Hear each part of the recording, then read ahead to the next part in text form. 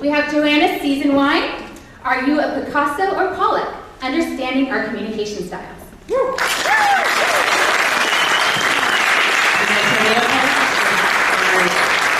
Great, well, good evening. Thanks so much for having me. We're going to start in 3, 2, and 1.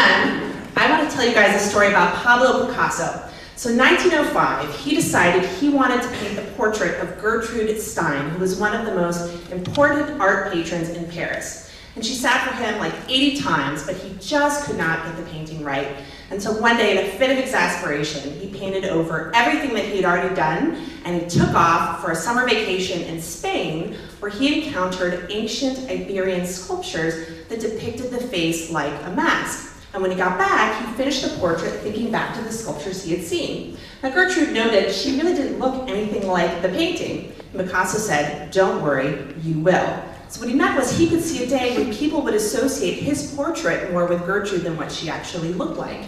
Picasso was a risk taker. He could see the potential in things others couldn't, and in turn he gave Gertrude a new way of seeing. And she eventually gave this painting, which became one of the most famous of the 20th century, to the Metropolitan Museum of Art in New York, where it still hangs today. So Picasso is a great example of a pioneer, one of the 4 different types of communication styles that researchers have identified at Harvard and elsewhere.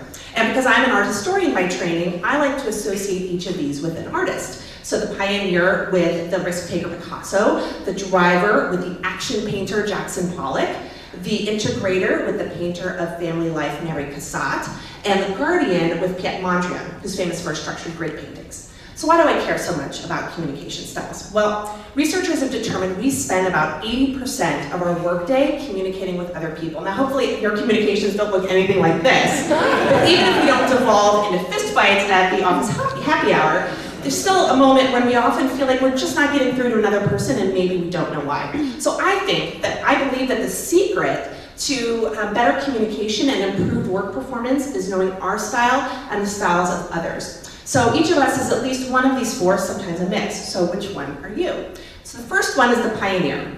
The pioneer asks, what's the big picture? They value possibilities, they embrace risks, they inspire others, but if they're not careful, they can be seen as avoiding follow-through, lacking detail, being impulsive, or overcommitted.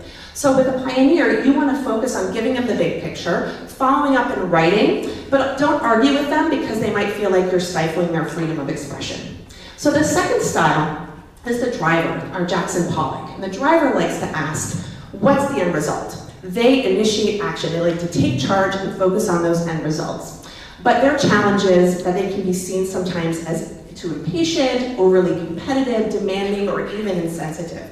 So with the driver, get right down to business, focus on the facts, don't get bogged down in the minutiae, expect them to be direct, maybe even blunt, but don't take that directness personally. So the third style, our Mary Cassatt, is our integrator. And the integrator is a real people person. They like to ask, what's the vibe? They are diplomatic, they're a good team builder, they're empathic, and they're often cause-oriented. But their challenge is that they sometimes want to avoid confrontation, and they really hate having to use the word no. So with an integrator, you want to show an interest in them and their feelings, draw them out, and be patient.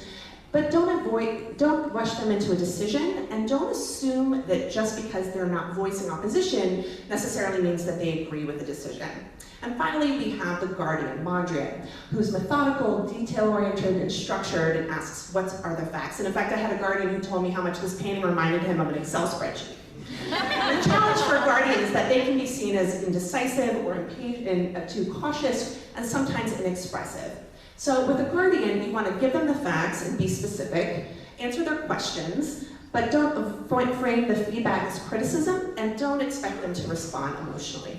So once you understand the characteristics of each of these 4 styles, you can understand what makes the person in front of you tick, whether they're a sales prospect or a colleague or even your manager. So your goal might not change, but the way that you communicate your message may, depending on what you know about the other person's style. So let's say that you're a software salesperson. As part of the sales cycle, you tune into your prospects' communication preferences. If they are a pioneer, focus on the big picture benefits. If they're a driver, talk about the bottom line. If they're an integrator, talk about customer satisfaction. And if they're a guardian, talk about efficiency and the facts. So I'd be really curious to hear from you later what style or combination of styles you think you are, because each of us is often a mix of more than one. So I'm a driver with some Pioneer and a little dash of Guardian thrown in for good measure. And if you'd like to know more about the 4 styles, hit me up later. I have a great resource to share with you. Thanks so much for having me, and have a great night.